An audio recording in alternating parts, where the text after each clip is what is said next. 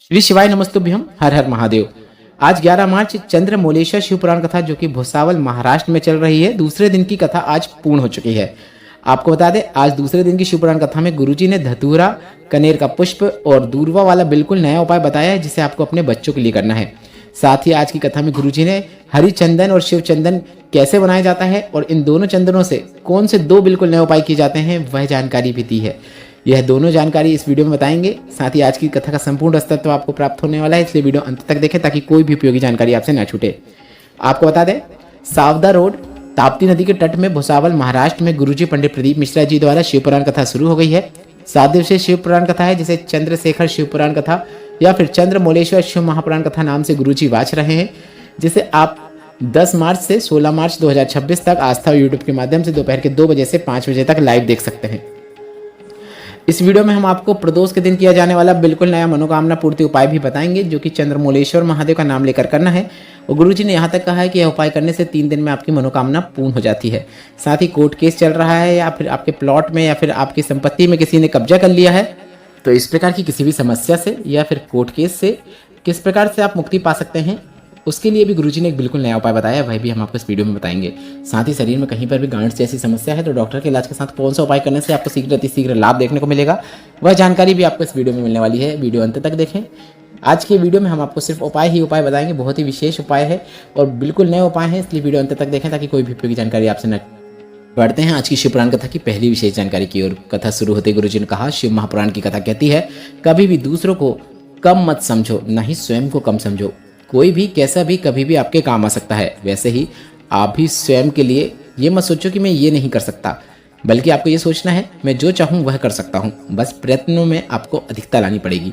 बढ़ते हैं आज की शिव पुराण कथा की दूसरी विशेष जानकारी की ओर। गुरुजी ने कहा, 2 तरह के चंदन होते हैं और इन्हीं दोनों प्रकार के चंदनों को कैसे बनाया जाता है और इनसे कौन से उपाय किए जाते हैं, आज 11 मार्च की शिव पुराण कथा में गुरुजी ने यही विशेष जानकारी दी है। सबसे पहले हरि चंदन समझ लीजिए। तुलसी का पौधा जब सूख जाता है तो उसकी लकड़ी को घिसकर चंदन तैयार किया जाता है और उसे भगवान श्री हरि को लगाया जाता है। भगवान शालिग्राम को उसका लेपन किया जाता है या फिर एक बिंदी भी लगा दी जाती है। इस प्रकार से वह चंदन को सिद्ध किया जाता है। और इस सिद्ध किए हुए चंदन से आप कौन सा उपाय कर सकते हैं, वह समझ लीजिए। हरिचंदन का एक अंश मात्र अगर आप प्राप्त करते हैं और प्राप्त किए हुए इस एक अंश मात्र को, मतलब एक थोड़ा सा भाग भी आपने प्राप्त किया है, तो ऐसे लोग जिन्हें स्वास्थ्य संबंधित परेशानियां हो, हाफड़ी भर जाती हो, चलने में दिक्कत होती हो, फेफड़े कार्य नहीं कर रहे हो, तो डॉक्टर को तो दिखाना है, डॉक्टर का पूरा ट्रीटमेंट करना है। उसके साथ ही साथ आपको यह सरल आसान उपाय करना है। आपको उस व्यक्ति के वक्ष स्तर पर, मतलब हृदय के समीप पर, उस हरी चंदन की एक बिंदी लगा देना है। बस इतना ही करना है। उससे हो रही परेशानियों से मुक्ति मिलती है, परेशानियां उससे दूर होती है, यह निश्चितता है। यह एक पहला उपाय था।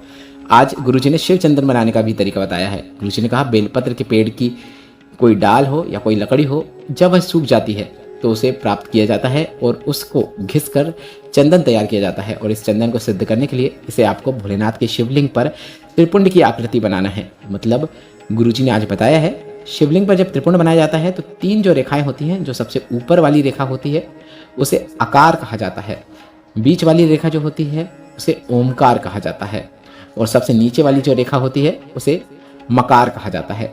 तो जब आप बेलपत्र से जो शिव चंदन तैयार करेंगे, उसे आपको शिवलिंग पर 3 रेखा खींच देनी है, त्रिपुंड की आकृति बना देनी है और मकार मतलब सबसे नीचे वाली रेखा से चंदन आपको प्राप्त करना है।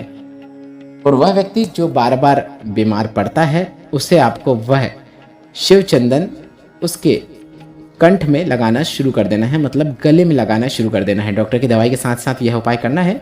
कितना ही बीमार क्यों ना हो, लाभ जरूर देखने को मिलता है और रोग मुक्ति प्राप्त होती है। बढ़ते हैं तीसरे विशेष उपाय की ओर। आज बहुत बड़ी सूचना देते हुए गुरुजी ने बताया, सीहोर कोबरेश्वर धाम से फ्री रुद्राक्ष वितरण 15 मार्च से शुरू हो जाएंगे, जो सुबह 10:30 बजे से शाम के 5 बजे तक प्रतिदिन वितरण किए जाएंगे। यह अगले साल तक वितरण होंगे, महाशिवरात्रि के पहले तक। यह रुद्राक्ष वितरण के लिए आपको किसी को कोई राशि देने की जरूरत नहीं है, ना ही कोई डॉक्यूमेंट दिखाने की जरूरत है। लाइन में लगकर सीधे आप यह रुद्राक्ष प्राप्त कर सकते हैं। बस कुछ विशेष दिन होते हैं जब सीहोर में बहुत अधिक मात्रा में भीड़ आती है, तब रुद्राक्ष वितरण बंद रहेगा। बाकी दिन आप कभी भी आकर रुद्राक्ष प्राप्त कर सकते हैं। समय आपको पहले ही बता दिया गया है। बढ़ते हैं आज की कथा की चौथी विशेष जानकारी की ओर। गुरुजी ने कहा, सप्तपुरियों में एक पुरी थी, मायापुरी, और उसी का नाम बदलकर हरिद्वार पड़ा। ऐसा क्यों हुआ? राजा भर्तरी के कारण यह नाम बदला गया। बढ़ते हैं आज की शिव पुराण कथा की 5वीं विशेष जानकारी की ओर। गुरुजी ने कहा, तुम शंकर भगवान की शिव पुराण कथा सुनते हो, तुम भोलेनाथ पर जल चढ़ाते हो, तुम भोलेनाथ का व्रत रखते हो, तुम इस प्रकार से भोलेनाथ का कोई भी पूजन अर्चन कर रहे हो, भक्ति कर रहे हो, तो एक बात याद रखना कि भोलेनाथ आपकी परीक्षा लेने जरूर आएंगे, वह भी भूखे के स्वरूप में। बढ़ते हैं आज की कथा की छठवीं विशेष जानकारी की ओर। गुरु जी ने कहा, शिव जी को धतूरा क्यों चढ़ाया जाता है? जैसे दवाई जब हम खाते हैं तो कुछ दवाइयों को शहद के साथ खाते हैं, कुछ दवाई को गुड़ के साथ खाते हैं, कुछ दवाइयों को गर्म पानी के साथ, कुछ दवाइयों को ठंडे पानी के साथ। ऐसा वर्णन आयुर्वेद में देखने को मिलता है। आयुर्वेद की दवाइयों के बारे में गुरु जी ने बताया है। इसके बाद बढ़ते हैं सातवीं विशेष जानकारी की ओर। गुरु जी ने कहा, कोई बच्चा हाथ पांव से विकलांग है या शरीर से परेशान है या फिर उसे किसी प्रकार की शारीरिक समस्या है, तो आपको एक सरल और आसान उपाय करना है। डॉक्टर के इलाज के साथ साथ यह उपाय करके देखिएगा, लाभ जरूर देखने को मिलेगा। एक दूर्वा लेना है, एक धतूरा लेना है, एक कनेर का पुष्प लेना है। भोलेनाथ के शिवलिंग पर सभी चीज़ों को आपको अर्पित कर देना है। दूर्वा को प्राप्त करना है, उसे घिस कर पीस कर सुबह दोपहर शाम उस बच्चे को खिलाना शुरू कर देना है। डॉक्टर की दवाई के साथ यह उपाय करेंगे तो वह बच्चा स्वयं चलने लगेगा, स्वयं उसे लाभ देखने को मिलेगा, परिवर्तन देखने को मिलेगा। यह उपाय करें, कभी भी किसी भी दिन से करना शुरू कर सकते हैं। बढ़ते हैं आठवीं विशेष जानकारी की ओर। गुरु जी ने कहा, भोलेनाथ को प्रसन्न करने के लिए आपको एक सरल आसान उपाय करना है। एक धतूरा और एक चावल का दाना लेना है। एक धतूरा आपको भोलेनाथ के शिवलिंग पर चढ़ाना है। चावल के दाने को आपको शिवलिंग में माता सुख सुंदरी के स्थान पर चढ़ाना है। अपने हाथ को आपको चावल के दाने के ऊपर रखना है, मतलब माता सुख सुंदरी के ऊपर रखना है। इसके बाद चंद्रमौलेश्वर महादेव का नाम लेकर आपको अपनी जो भी कामना है वह कामना कर लेना है। प्रदोष के दिन प्रदोष काल में उपाय करिए। 3 महीने नहीं, सिर्फ 3 दिन में आपको अपनी मनोकामना पूर्ण होती हुई नजर आ जाएगी। बढ़ते हैं 9वीं विशेष जानकारी की ओर। एक और नए उपाय की जानकारी कल गुरुजी ने दी थी, जो कि इस प्रकार है। यदि दुनिया के लोग कह रहे हैं कि तुम्हें जो समस्या चल रही है जीवन में, उससे तुम बाहर ही नहीं निकल सकते, जो केस चल रहा है वह खत्म ही नहीं होगा, कोई कानूनी कार्यवाही चल रही है, या फिर तुम्हारी प्रॉपर्टी का कोई केस चल रहा है, या फिर तुम्हारी संपदा से रिलेटेड, या फिर तुम्हारा प्लॉट पे किसी ने कब्जा कर लिया है, किसी ने तुम्हारे प्लॉट पे हक जता रहा है, तो आपको प्रतिदिन एक सरल आसान उपाय करना शुरू कर देना है। बेलपत्र के वृक्ष के नीचे जाकर एक कलश का जल 3 बार करके अर्पित करना है। एक बार करें, दूसरी बार करें और तीसरी बार में पूरा जल अर्पित कर दें, और उसी वृक्ष के नीचे की मिट्टी को अपने मस्तक में चंदन के रूप में लगा लें।